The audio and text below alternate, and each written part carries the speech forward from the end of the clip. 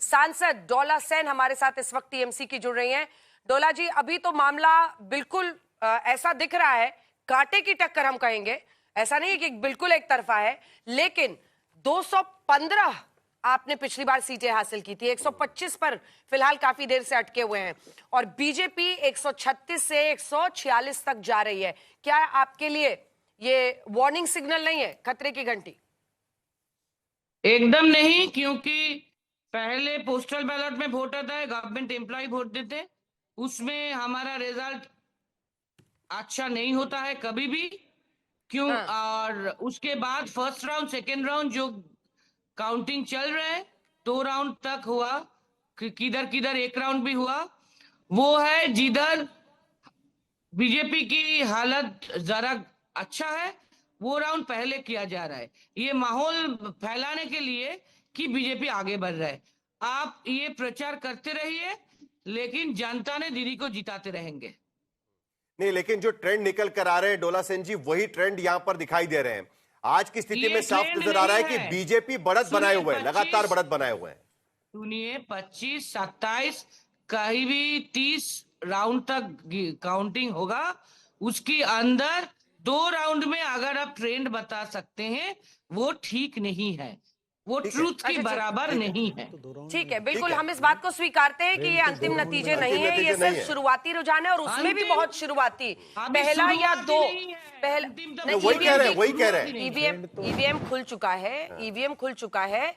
Postal ballets की गिनती 9 बजे तक थी, ईवीएम की गिनती शुरू हो गई है, लेकिन बहुत शुरुआती में भी सुपर शुरुआती। लेकिन डोला जी, क्योंकि अभी जैसे ही ये रुझान ऐसे होने लगे तो स्वयं प्रकाश पुरोहित जी यहाँ आपकी पार्टी के बैठे हैं, वो बोले कि इसका धन्यवाद ज्ञानेश कुमार को देना होगा। तो आप लोग बताइए कि नतीजा जो भी हो, क्या टीएमसी उसको सहर्ष स्वीकारेगी या उसको नहीं मानेगी अगर बीजेपी के पक्ष में हो? हम यही बोल रहे हैं कि बंगाल की जनता दीदी को ही जिताएंगे इस बार भी।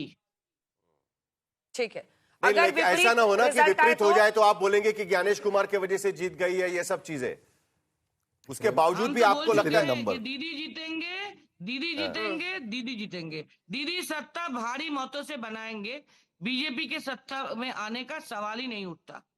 ठीक है, डोला जी ने उस तरफ जाने से ही मना कर दिया कि भाई हमको जाना नहीं है उधर। बहुत धन्यवाद आपका हमारे साथ जुड़ने के लिए। डोला सेन को आप सुन रहे थे, सांसद हैं टीएमसी की, जो ये कह रहे हैं कि नहीं, जीत हमारी ही होगी। धन्यवाद हमारे साथ जुड़ने के लिए। लेकिन इससे पहले कि तीनों मेहमानों के पास जाएं, एक बार चूंकि अब हमारे पास ये नंबर भी आ गया है, तो हम आपको पश्चिम बंगाल की पूरी स्थिति यहाँ पर मैप पर दिखाना चाहते हैं। सबसे पहले होम पे जाते हैं और यहाँ से शुरुआत जब करेंगे तो पश्चिम बंगाल पे सबसे पहले हम आपको दिखा रहे हैं कि पश्चिम बंगाल में सीट गणित क्या इस वक्त कहता हुआ दिखाई दे रहा है। अब जब आप देखेंगे तो ये देखिए 123 138 पर है। अब जब आप ये वाला नंबर देखेंगे, ये देखिए, ये मैं आपके लिए लेकर चलती हूँ। ये पूरा इलाका आप देखिए पश्चिम बंगाल का, ये पूरा इलाका देखिए, अगर मुमकिन हो तो थोड़ा सा जूम इन कीजिए। ये इलाका आप पूरा देखिए कि कैसे इस पूरे हिस्से में, जहां पर एक वक्त, और पूरा नॉर्थ बंगाल तो वैसे भी बीजेपी के लिए गढ़ रहा है, ज्यादातर सीटें उन्होंने पिछली बार वहीं पर जीती थी। लेकिन जब आप इस हाईलाइटेड जोन में, ऊपर वाला हिस्सा तो देख ही रहे हैं, मिडिल के भी इलाकों में और फिर दक्षिण बंगाल में भी अगर आप देख रहे हैं कि कई सीटों पर उनकी परफॉर्मेंस बड़ी अच्छी हो रही है। हालांकि पश्चिमी बंगाल का जो ये हिस्सा है वो तो आप देख ही रहे हैं। अच्छा, अब ये हो गया। अब जब आप पेन को देखेंगे तो पेन के जरिए हम आपको एक बार नंबर्स यहां पर दिखा देते हैं, क्योंकि जब आप टीएमसी का देख रहे हैं 215 सीटों से 124 पर वो आ रही हैं। वहीं बीजेपी अगर आप देखिए तो बीजेपी जिस तरह से गेन करती हुई दिख रही है, और बीजेपी 137 सीटों पर फिलहाल काफी देर से, और ये ऊपर नीचे हो रहा है कुछ नंबर से, लेकिन थोड़े बहुत ही हो रहा है, और कांग्रेस 2 पर, लेफ्ट 1 पर।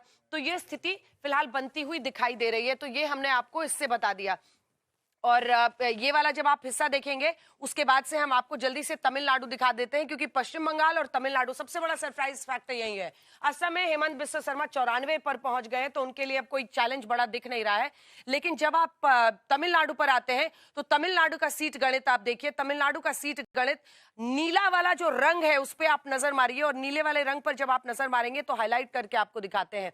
उत्तर तमिलनाडु से लेकर दक्षिण तमिलनाडु तक, पूरब से लेकर पश्चिम तक, तमिलनाडु में लगातार उनका प्रेजेंस दिख रहा है। सेंचुरी पार वो करते हुए दिख रहे हैं। तो ऐसा जूम इन कर लीजिए, ये सेंचुरी पारते हुए। तो नीला रंग आप देख रहे हैं स्क्रीन पर, वो नीला रंग थलपति विजय का है।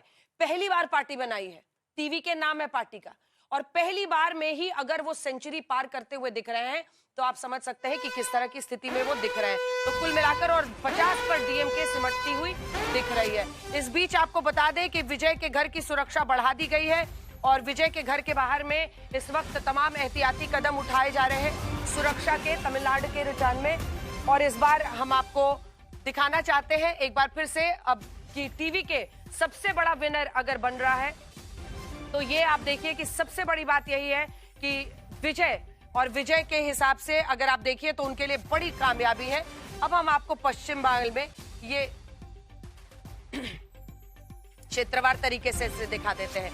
क्षेत्रवार तरीके में सबसे इंटरेस्टिंग डेटा आपके सामने आएगा, क्योंकि ये देखिए जब आप देखते हैं 2026 के ये नतीजे 125 136 है, गेन किसको हो रहा है सबसे ज्यादा, तो बर्दवान का इलाका सबसे पहले आपको दिखाते हैं। और यहां पर अगर आप देखेंगे तो ये देखिए गेन में 16 सीटों का गेन, बर्धमान का इलाका, बहुत सारे इस जिले में जगह ऐसी है जो थोड़ी रूरल है, ग्रामीण इलाके हैं, तो 24 सीटों पर बीजेपी पहुंच रही है, 16 सीटों का गेन है।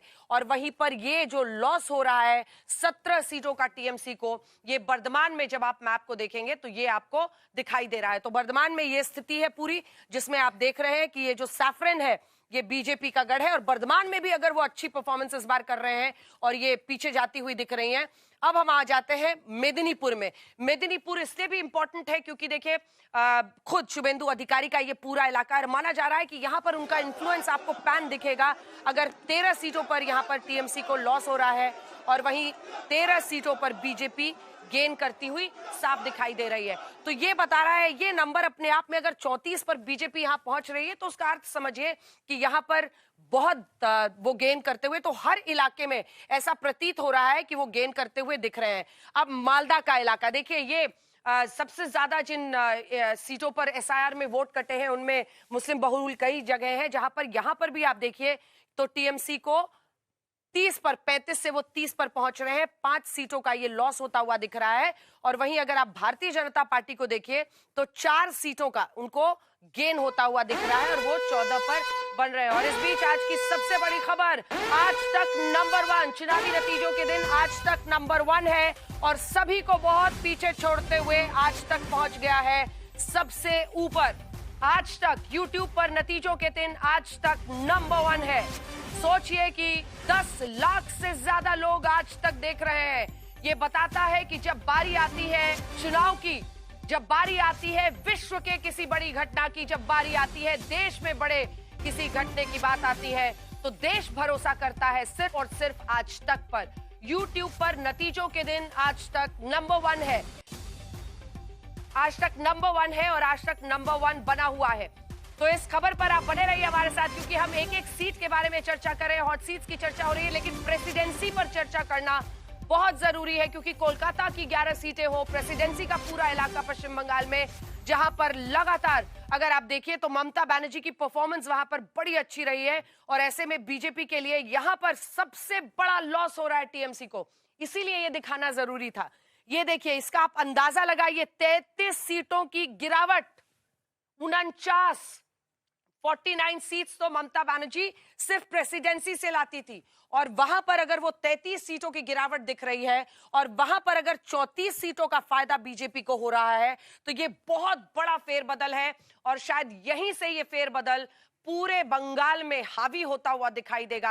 हालांकि अभी भी आपको बताएं रुझानों में दोनों ही काफी करीब हैं, 123 और 138। ऐसा नहीं है कि बिल्कुल एक तरफा चुनाव है, लेकिन टीएमसी की पिछली बार एक तरफा जीत थी भाई। एक अगर 215 सीटें एक पार्टी लाई थी, तो वो अगर गिर रहे हैं और मामला बीजेपी का उठ रहा है, तो प्रेसिडेंसी उसकी सबसे बड़ी वजह बनेगी, जो मैं आपको दिखाना चाहती थी। और जल्दी से अब जलपाईगुड़ी पर भी नजर मार लेते हैं, क्योंकि जलपाईगुड़ी में आप देखिए यहां पर बहुत ज्यादा फेरबदल नहीं है। बीजेपी एक लूज कर रही है और टीएमसी भी 2 लूज कर रही है, और यहां पर कांग्रेस एक गेन कर रही है, अन्य कोई नहीं लग रहा है कि यहां पर इंडिपेंडेंट गेन कर रहे हैं। लेकिन मेदिनीपुर में भारी गेन और प्रेसिडेंसी बर्दवान में भी गेन है, लेकिन मुझे लगता है कि यही सबसे बड़ी वजह बन रही है ममता बनर्जी के लिए, जिस तरह से उनको लॉस हो रहा है, क्योंकि प्रेसिडेंसी के इलाके में अगर इतना बड़ा लॉस हो रहा है, प्रेसिडेंसी जैसे इलाके में खास करके कोलकाता और हावड़ा और यहाँ पर पूरी की पूरी सीटें पिछली बार तृणमूल कांग्रेस ने जीती थी, लेकिन कांग्रेस के लिए भी थोड़ी बहुत अच्छी खबर कह सकते हैं। केरल में रुझानों में यूडीएफ को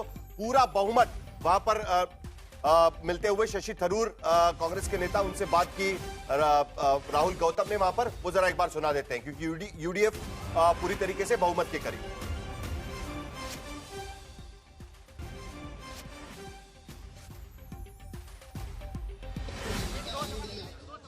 आप खुश हैं? पूरा केरला कांग्रेस जो है वो अच्छा, यहाँ के जनता के आवेश आप समझ सकते हैं। हम बहुत 10 साल से इंतजार करें और अभी लग रहा है कि अगर हमें इतनी बड़ी मेजॉरिटी मिली तो काफी स्टेबल गवर्नमेंट हम दे सकेंगे।